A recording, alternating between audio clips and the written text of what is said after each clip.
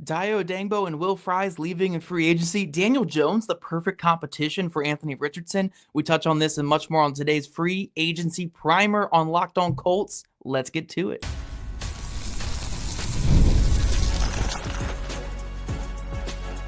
You are Locked On Colts, your daily Indianapolis Colts podcast. Part of the Locked On Podcast Network, your team every day.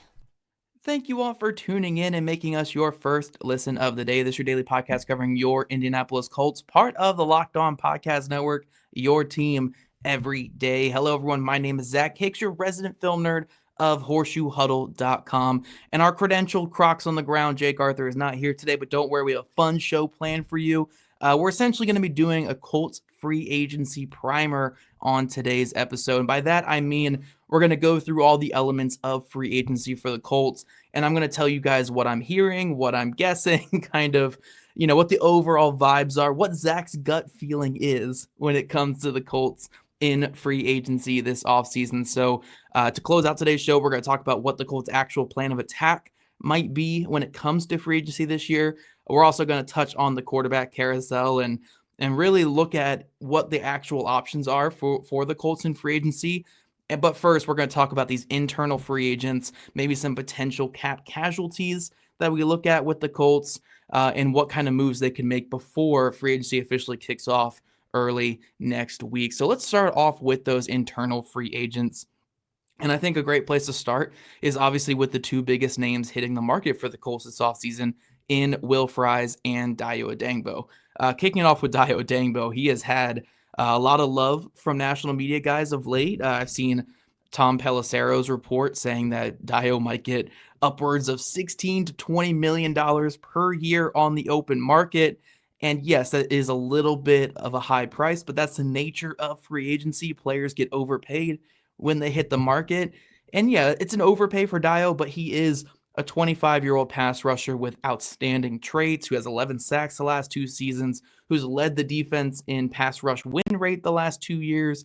So yes, it's a bit of an overpay, but it would be a team really betting on the traits. I almost said it would be the Packers betting on the traits because that's where all the rumors are pointing, that the Packers will be the team pursuing him. But I could see Packers, I could see the Chiefs being involved in that. I could see multiple teams being interested in Dayo Odeyingbo.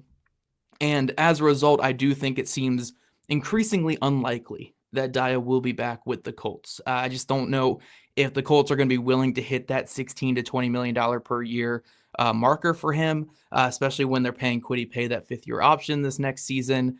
And yeah, I think Odeyingbo will likely be going to another team this offseason. Honestly, even if the Colts did get up to it with cash in this offseason, like they didn't match whatever deal Dayo were to get on the open market, I think he'd rather probably just go somewhere else. I mean, he's been a rotational player for his entire rookie contract with the Colts. He probably wants to go somewhere where he's going to be a no doubt starter, and maybe in this different system that he thinks will utilize his talents a little bit better. So if I had to put a number on it, I'd say maybe a 5% chance Dayo returns to the Colts. I think it's very likely that he is playing somewhere else next season. And it was fun watching the Hurricane Dayo these last couple seasons. Really great player, and I hope he has a lot of success on his next contract. Will Fries, I think, is a slightly different situation, but it could end up playing out the same way in a sense where, Will Fries might be the top guard on the market this offseason, and that might outprice the Colts on where they're willing to go with him. I do think they're more willing to get up to his price tag than they would be with Dayo Odeyingbo's price tag this offseason.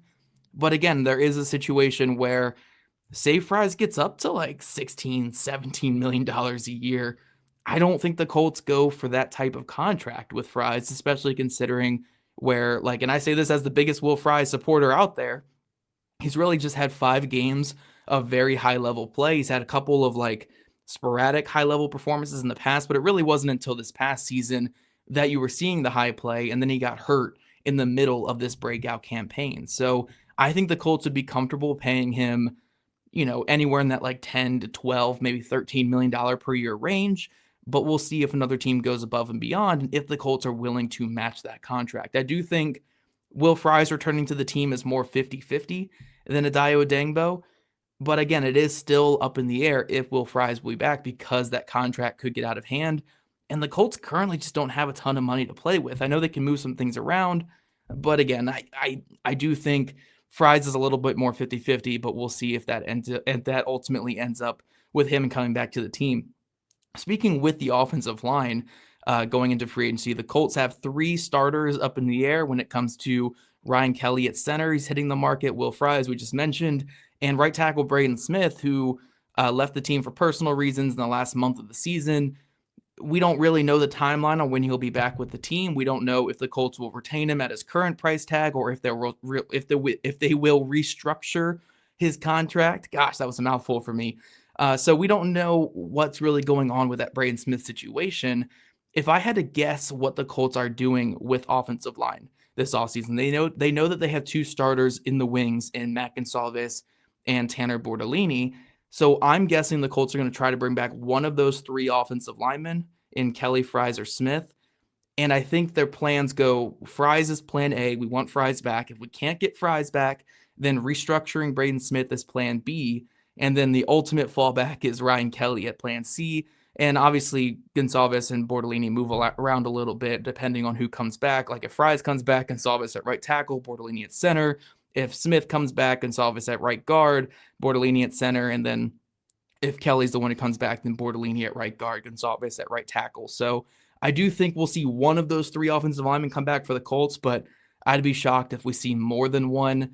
I do think that's the way the Colts are playing it with the offensive linemen this offseason. So we'll have to keep an eye on that. Again, whatever happens with Will Fries will have a trickle-down effect on Braden Smith and Ryan Kelly and their futures with the team. Going to some other internal free agents the Colts have here, I'd be very shocked if Julian Blackmon returned to the team. He came back on a 1-year deal last offseason, had a pretty decent year, all things considered, when it comes to, he's playing with a torn labrum all season. The missed tackles were certainly up, but he still managed to come away with a couple interceptions. I do think it's just time for a breakup between the Colts and Julian Blackmon. So Blackmon will likely be playing elsewhere next season. I think the same could be said for EJ Speed, but maybe to a lesser degree. I think the Colts will make him an initial offer, and he will touch the market, see what he can get out there.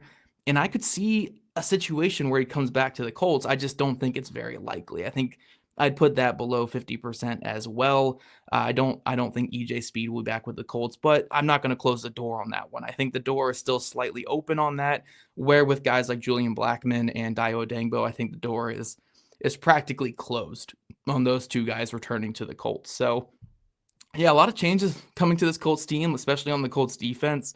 Another change that we'll probably see is I do fully expect defensive tackle Raekwon Davis to be a cap casualty. We know Chris Ballard is sentimental with his guys, and he typically does not like to cut players, and which hence we're seeing with maybe Braden Smith and maybe with Samson Ebukam. But Raekwon Davis, I highly doubt that he will be kept at his current cap hit. The Colts are likely to release him. I actually wouldn't be shocked if we saw him get cut while I'm recording this or in the next couple of days before free agency starts, which will lead to the Colts being a little bit more active in the defensive tackle market. Aside from that, though, all the minor free agents, I mean, the Colts have 18 unrestricted free agents this offseason, which is quite a good bit. I'd put the over-under on bringing back maybe like 6 or 7 of them this offseason. I don't think it's going to be a heavy re-sign our guys. Like I think guys like Ashton Doolin, Grant Stewart, maybe Mo Alley Cox could be in play to come back to the team. But aside from that, I don't think we see too many guys come back from last year's team. They have a whole new defensive system coming in here. Chris Ballard has openly said that he made a mistake last offseason in terms of re-signing everybody. So I do think we see a good amount of these guys hit the market and potentially leave. Yeah, I mean, I think Ashton Doolin's probably the one that you feel safest betting to come back.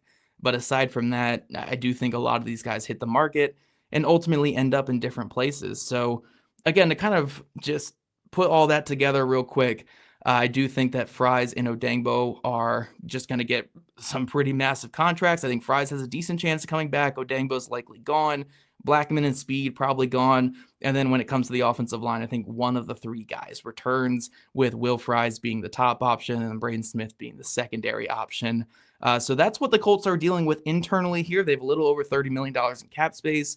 They can get up to around $60 million in cap space if they make some moves. And then obviously restructures could happen as well. So We'll see what they can play with going into free agency. But one of the big moves they have to make in free agency is bringing in that competition at quarterback to compete with Anthony Richardson. So coming up, we're going to talk about those quarterback options. We're not going to go too crazy into the Darnold stuff like Jake went into yesterday, but we're going to talk about some of those quarterback options and what I've heard around what the Colts are going to do at quarterback in free agency.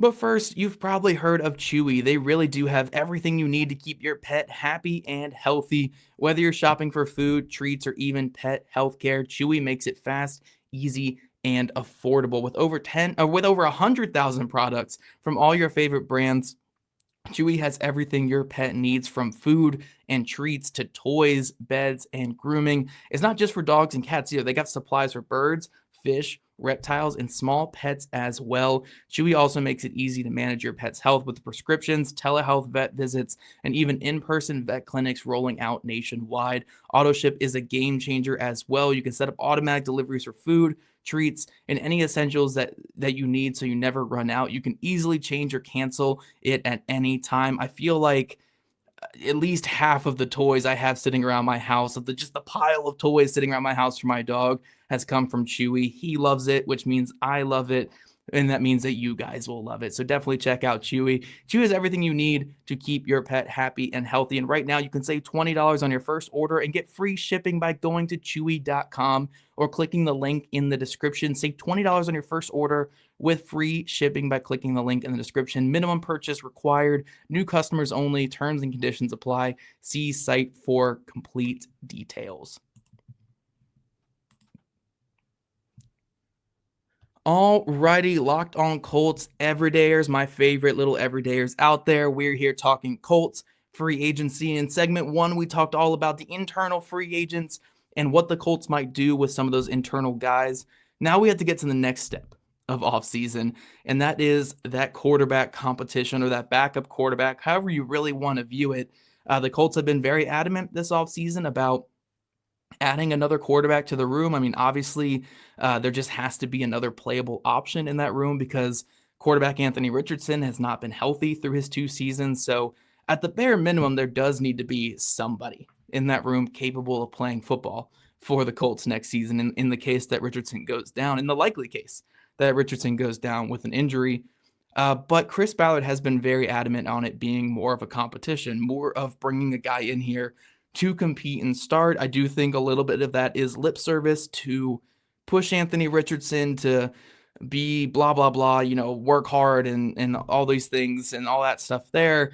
But I do think part of it is also, you want to attract some of these free agents. You want to get one of these like fringe starter guys to come in here and fully believe in a competition and get a chance to play. So let's look at some of the options the Colts have been connected to, and I'll tell you if I buy or sell on the Colts rumors with those options.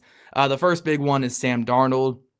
Sam Darnold, the big quarterback option on the market this offseason, should get upwards of $40+ million per year, which is kind of the going rate for quarterbacks right now. And I just cannot see the Colts doing this. This is not competition. And that's really what it comes down to at the end of the day.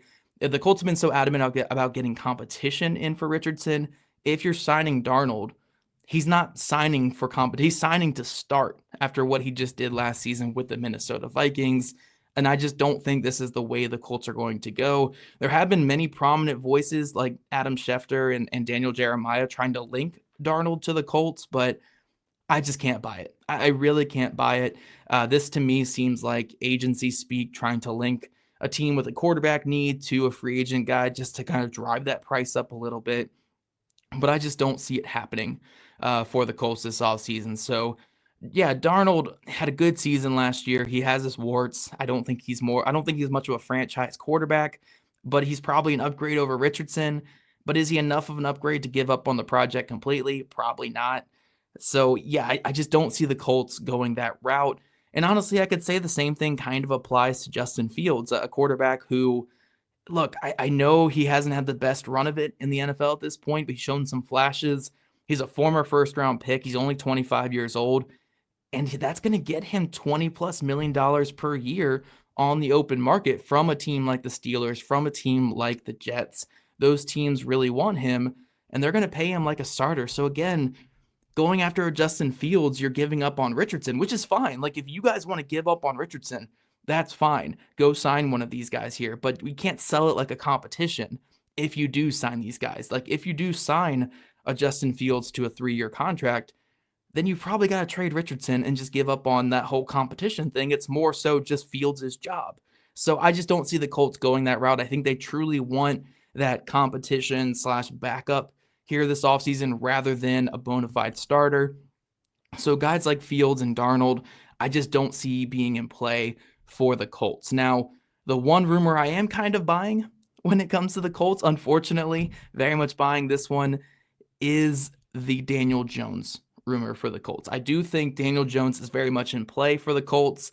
I have a question about how expensive he'll be. I don't like that he'll probably be in that $8 to $12 million per year range, which kind of limits what the Colts can do in other free agency, especially if they do re-sign Will Fries. That's like combined like a good $28 million off your books right there if you sign those two guys. But yeah, I think Daniel Jones is certainly a guy that they would target. He's a guy who's had success in the NFL. He's a guy where you can certainly sell this competition idea to the fan base. And who knows, maybe you get that reclamation project thing like Sam Darnold, where he comes in, lights it up, and you can squeak into the playoffs and keep your job for a couple years. Like, I do think Daniel Jones kind of fits a lot of what they're going for with this lip service of a competition this offseason. So Daniel Jones, I fully buy that rumor. I think there will be some competition for him, namely from Minnesota. I think he likes Minnesota a lot. He might go back to Minnesota if Darnold leaves. So Minnesota doesn't play Cleveland. I think isn't in play. He might be guaranteed to start a good 8 to 10 games there in Cleveland, which he might not be guaranteed in Indy. So I think Daniel Jones will have some options, and we'll see if the Colts are ultimately able to lure him in. The other names I have heard the Colts kind of connected to, again, I'm not some super connected guy, but just from conversations that I've had with people around the league and people who know a little bit about some of these quarterbacks. I've heard Jacoby Brissett a little bit. I've heard Trey Lance. I've heard Jameis Winston.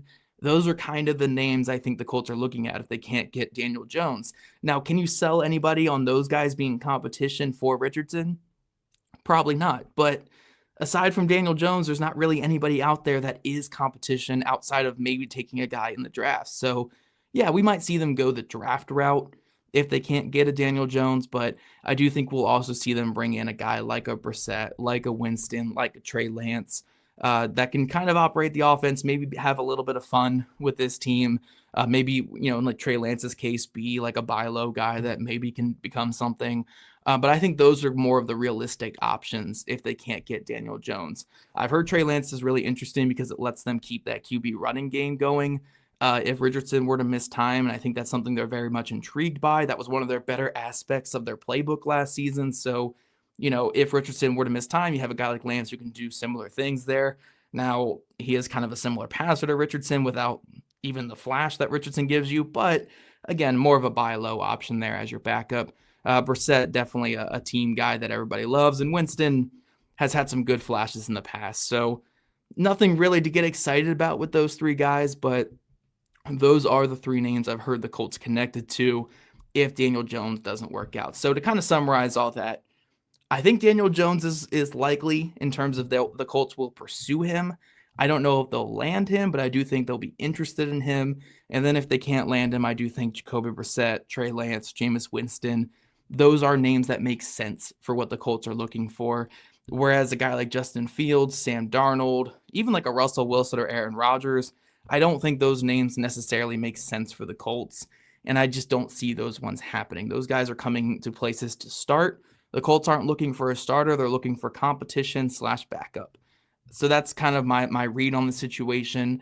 Maybe they just absolutely fall in love with Sam Darnold and think he can be some superstar savior, and they just line up to give him the money, but I would be very, very, very shocked if they did that. I mean, they didn't want to give Phillip Rivers enough money to come back after that 2020 season. I'd be shocked if they're lining up to give Sam Darnold, after one good season that ended terribly with the Vikings, some big-time contract. So, yeah, I just don't see it. This Colts team, they pass through quarterbacks quite quickly, and I just don't see them viewing Darnold as some next level savior for them. But coming up, guys, we have other free agency to talk about. That was the quarterback carousel. The Colts are trying to jump back on again, but the Colts have more free agency to look at here. Will Chris Ballard finally break out of his shell and utilize free agency? Maybe I'm crazy, but I think he might. We're going to talk about that here in just a second. And we are back, Locked On Colts everydayers. Thank you for tuning into today's show. We are talking all about free agency and this Indianapolis Colts free agency primer. We talked about internal free agents. We talked about the crazy quarterback situation. If you guys want more of a listen into that full quarterback situation, go check out Jake's episode from yesterday. He touched on it in more detail than I did in that segment there, so definitely check that one out from yesterday if you missed it. But yeah, now we're talking about the Colts' overall plan in free agency aside from quarterback. And I do kind of want to go off on a little bit of a joke tangent here before we dive into this free agency thing where, when it comes to Chris Ballard, this is what, year 9 of Chris Ballard, year 10, whatever it is. Every single offseason, we get excited about the cap space he has or about like, oh, this is the year that he changes and he finally uses free agency. And I heard this joke recently on TikTok or Reels or whatever the heck, the one that I was on, I can't remember which one, where this stand-up comedian had this excellent bit about fool me once, fool me twice, fool me 3 times. And it eventually got back around to like fool me like 4 times, and it's back on me because at this point I need some help. How do I keep getting fooled by this guy here? And it made me kind of think about the Chris Ballard situation where this is year 9. If I get fooled in year 9 by Chris Ballard, then yeah, somebody needs to help me at this point. I can't be falling for Chris Ballard's, end of the season presser speak that he gives us in terms of changing in free agency. But I will say this, he's never put his back against the wall like he did in that presser at the end of the season like he did this past season. He openly admitted to last offseason being a mistake, openly admitted to some changes being like needed, and that he needs to finish some deals in free agency that he hasn't finished in the past. And they have a lot of space coming up in terms of just bodies needed on the roster. So when I say I think the Colts are going to be more active this free agency, I don't expect them to be, Jacksonville Jaguars of the last 10 years in terms of we're going to sign every top free agent on the market. But I do fully expect them to make a couple signings this offseason. I certainly expect there to be a couple new starters coming in. And, last offseason, they signed 0 new starters to come in. The only new starters they had on the team from 2023 to 2024 were draft picks.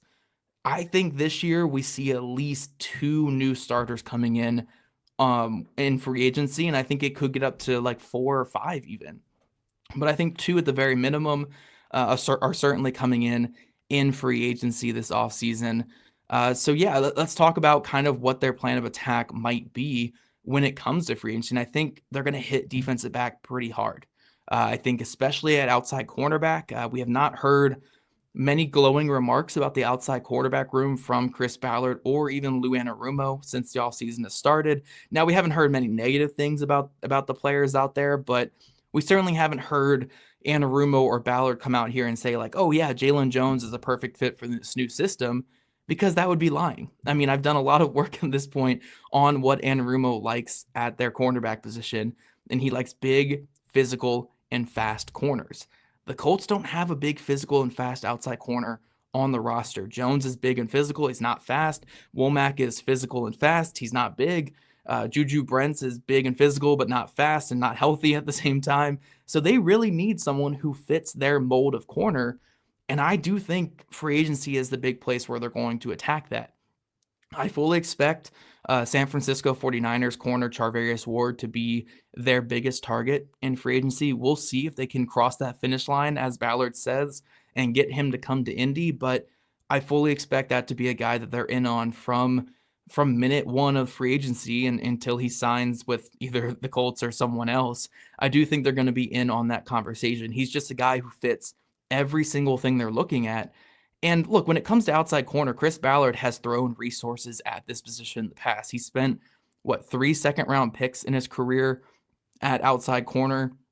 He's also given out big contracts to Xavier Rhodes, Stephon Gilmore, Pierre Desir gave out a big contract too. So he does commit resources to outside corner, which leads me to believe that he will be trying to add an outside corner this offseason. If they strike out on Charvarius Ward, maybe for whatever reason, they can't make it work and he wants to go somewhere else, I could fully see him going after Paulson Adebo from the Saints. I think he fits a lot of what they're looking for. Maybe if you want to go for some more familiarity, they go after Brandon Stevens from the Ravens just to get a big athletic guy in here. I could see Christian Fulton just to get, again, an experienced guy in here. Shaquille Griffin could make some sense. I do expect them, though, like if Charvarius Ward's their guy, I think that might be the only outside corner signing they make. But if they aren't able to land him, I could see them bringing in a Stevens and a Fulton, or a Stevens and Stokes from Green Bay, just to add competition and big, fast, physical corners to the room. I do think they're going to be quite active in adding an outside corner in free agency. On the same coin as that, I do think we're going to see them pretty active at the safety market as well. Now, do they go for the big fish at safety? Do they swing big for Javon Holland or Trayvon Moehrig? I haven't really heard them connected to those two names and the limited sources that I do have. But it would make a ton of sense for them to bring one of those guys in. I just haven't heard it yet. I do think, just off of vibes that I'm getting, they might go a little bit smaller at safety, which kind of leaves it open to where they could still address it in the draft. But if they can't get that guy in the draft, they could still find a starter in free agency. So, I mean, if you're going like really low end for a guy that grew up kind of local to here, I think like a Jeremy Chin could make some sense. Just bring in a guy who, even if you draft, say, a Malachi Starks, Chin can still have a role on your team and a role on your defense regardless. So that's kind of like the lowest end guy they could go for. I think if you're looking for more like middle tier guys, I mean, Andre Cisco could make some sense. I know that I think he had like an ejection penalty against the Colts in the past, but Cisco is kind of a free safety that could be interesting to go after there. You could look at Justin Reed from the Chiefs. I think another one could be Cam Bynum from the Vikings. Could make some sense. I do think they go more to that middle tier of safety. And look, if we compare it to corner, Chris Ballard has spent a lot of assets on corner in the past. At safety, the highest pick was Malik Hooker, but aside from that, it's been like some third-round picks. And then in free agency, he's never really spent big on that position. So I'm more inclined to think that he'll spend a little bit less on safety, but I do think they'll go pretty active at corner. Outside of corner and safety, though, I think those are going to be their big targets in free agency. I do think we could keep an eye on some Bengals players as well that just love Lou Anarumo, want to come and help relay that system to the Colts. So guys I would keep an eye on are BJ Hill, Sheldon Rankins, Akeem Davis-Gaither, Von Bell. I think those are names to really keep an eye on for the Colts in free agency in terms of just kind of lower end deal. I mean, Hill and Rankins will get like decent contracts, but Davis-Gaither and Von Bell, like some lower end deals, come in here, help the system, be special teamers, and be some solid players for the Colts. So I keep an eye there. And then outside of that, I think we could see them be pretty active when it comes to the trenches in terms of adding depth to this team. On the offensive line, if they do bring back only one of the three veterans, then you really are looking at like 5 guys that they feel comfortable playing with nobody else on the roster behind them. I don't think they really believe much in Blake Freeland as the swing tackle, so we could see them go target like a Matt Pert from the Broncos that can come in here, or Chuma Adoga from the Cowboys, just to be that swing tackle and add a veteran presence to the team, and maybe even add insurance too if Matt Gonsalves struggles at right tackle next season. I think the defensive line, we could still see some upgrades. I would never count Ballard out from a big swing at defensive end, so maybe he gets a little frisky and goes after Josh Sweat. I don't see that happening, but it is something worth noting that Sweat is just everything he's been looking for a long time. But in terms of more depth guys, like a Hill or a Rankins, or just the defensive tackle market in general, I think they're looking for a better backup behind Grover and DeForest Buckner. So we could see them be quite active there. But I think this is setting up to where they're going to throw a lot of resources at defense.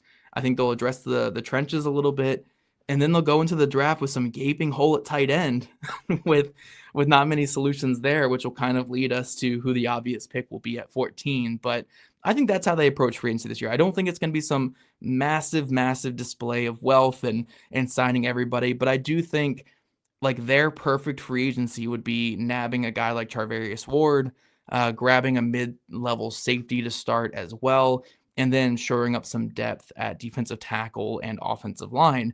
And yeah, that's not the biggest free agency ever, but it's more so than what Ballard's ever done, and it really would help this defense quite a bit. I mean, if you can get a guy like Charvarius Ward, like if they can land him, this defense is so much better than what they were last season. And I think it only accentuates what Lou Anarumo can do. So again, I'm not predicting Ballard to be this big time spender, but I'm predicting a more active free agency period for the Colts. Maybe they even make a signing on day one of free agency or day one of the tampering period. So let me know what you guys think. Am I a fool for being tricked by Ballard for the 9th time? Or are you guys kind of buying that the Colts will be at least a little bit more active in free agency? I do want to thank you guys, though, for making Locked On Colts your first listen today. Now, for your second listen, check out Locked On NFL Draft with Damian Parson and Keith Sanchez. Now that the season is over, get the latest draft rankings, rumors, and news every single day. Find Locked On NFL Draft on YouTube or wherever you listen to your podcast. And if you guys want to become a Locked On Colts insider and chat with us directly and get that insider scoop, follow the link in our show notes. And if you guys don't already, make sure you're following at Locked On Colts, at Jake Arthur NFL, and at Zach Hicks2, all on Twitter. Also, subscribe to us on YouTube or wherever you listen to your podcast. We love your guys' ratings and views, and we'll catch you guys back here tomorrow afternoon.